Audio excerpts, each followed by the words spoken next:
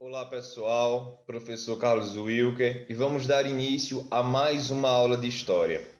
Quero cumprimentar aqui a nossa intérprete, a Cilândia, e hoje vamos falar sobre o imperialismo. Vamos lá?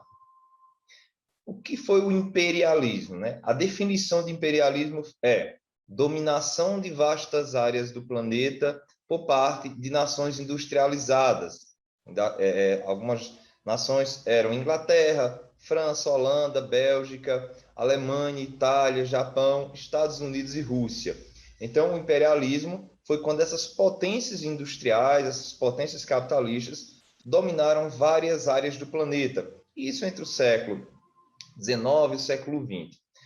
E onde ocorreu essa dominação? Na África e na Ásia, né, dentro do contexto do neocolonialismo, e na América Latina, um contexto mais de imperialismo. No final da aula, vamos entender a diferença entre neocolonialismo e imperialismo. Adiantando que o termo neo significa novo, ok? Então, neocolonialismo seria um novo colonialismo. Então, temos essas definições aqui. Vamos lá. No final do século XIX, início do século XX, a Europa domina o mundo. E aí temos aqui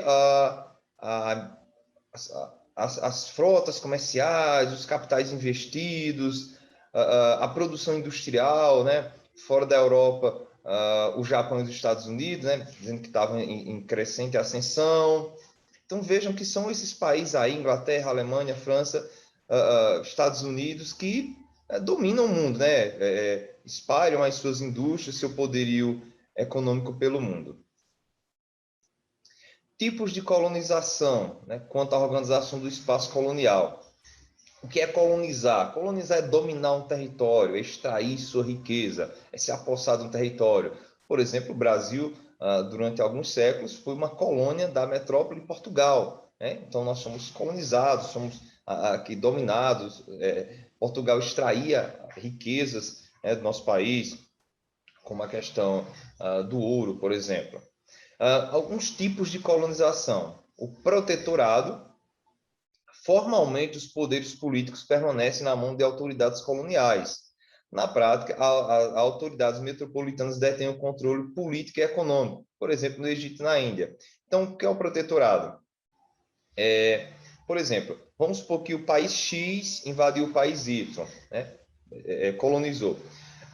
As autoridades do país Y, elas continuarão com aquelas pessoas que eram do país Y, né? Mas sob uma tutela do país X, né? Então, por isso que é chamado de protetorado, né?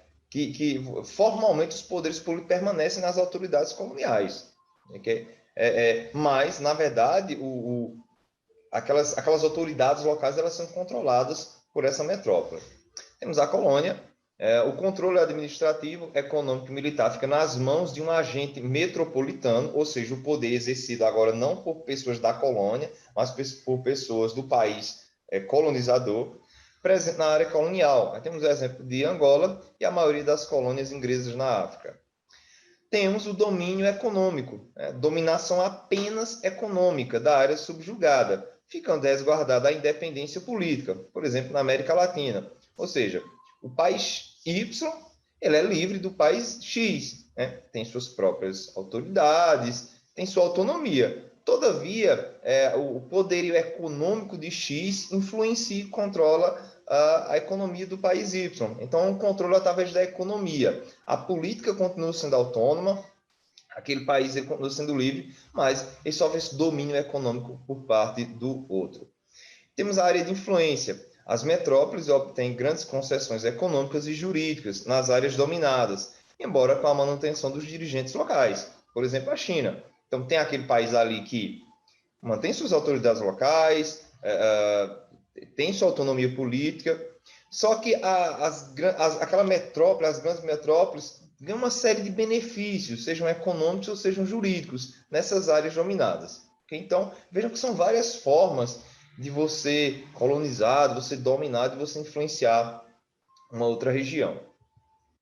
Fatores que levaram ao imperialismo. O primeiro fator, busca de regiões que ofertassem mão de obra barata, matéria-prima e mercados consumidores.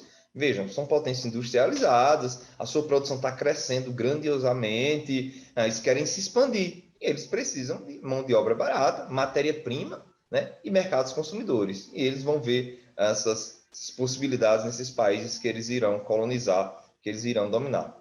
A questão do controle econômico, político e militar de áreas estratégicas, a alocação de excedentes de capital, né? Então você tem um excedente de capital, ou seja, uma reserva, uma sobra, e você vai alocar, né? Ou seja, você vai direcionar para outras regiões. E ao escoamento dos excedentes populacionais europeus. Uma população está crescendo demais, muitas vezes você escoava boa parte dessa população para essas colônias. Então, esses aqui são alguns dos fatores que levaram ao imperialismo, principalmente o primeiro e o segundo, ok? Justificando a dominação. Qual era a justificativa que eles davam para colonizar outros países, invadirem, dominarem, né, outras culturas, região com religiões diferentes, com tradições diferentes? Algumas justificativas foram essas. Para justificar a dominação sobre os outros povos, os europeus do século XIX usaram 3 argumentos principais. Primeiro, eles diziam que o europeu estava destinado a levar a civilização, né, que era o progresso técnico-científico e os bons costumes aos povos não europeus. Ou seja, é uma visão totalmente eurocentrista, né? O europeu pensava o seguinte: vamos levar a civilização a esses povos atrasados, a essas pessoas ignorantes, essas pessoas afundadas na superstição, na ignorância. Nós somos, né, os avançados, os modernos. Nós temos a civilização. Então, sob esse falso pretexto, né, diziam que ia levar a civilização para povos atrasados, né? Atrasados, lógico, na visão deles. Um segundo argumento era o seguinte: era que a raça branca, entre aspas, é superior às outras. Esse argumento está contido em teorias raciais da época. Haviam teorias raciais da época, né, que colocavam os brancos num nível moral e intelectual acima dos negros, por exemplo. Então, a raça branca era vista como superior a outras. E um terceiro argumento é que as nações cristãs tinham o dever de cristianizar todos os povos que viviam mergulhados na superstição e na barbárie, entre aspas, isso aí. Ou seja, o cristão deveria levar a fé cristã para outros povos, né? Esses povos que não conhecem a verdade, que não conhecem o evangelho.